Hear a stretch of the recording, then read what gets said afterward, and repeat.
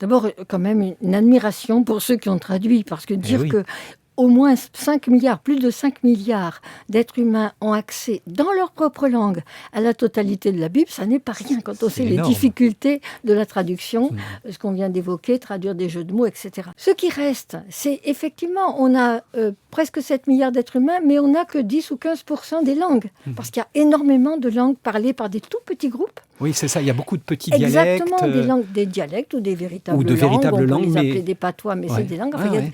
on est en train de traduire la Bible pour un groupe de gens qui parlent une langue, 14 000 personnes. Vous Eh allez oui. me dire, c'est dérisoire. Oui, mais voilà. Mais Eux, ils pourquoi vont pas enfin aussi. entendre la parole de Dieu dans leur langue. Est-ce que vous pouvez nous expliquer le pourquoi et le comment de ces multiples traductions d'un même texte?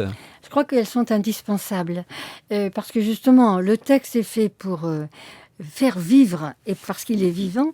Et donc, quelque part, il doit rejoindre un public, et les publics ne sont pas tous les mêmes.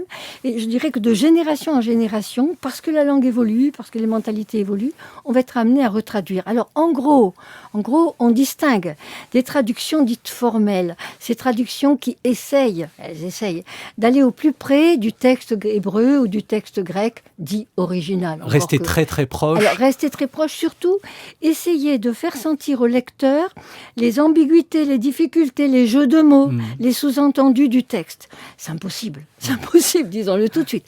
Mais c'est le travail sans cesse repris de ces traductions formelles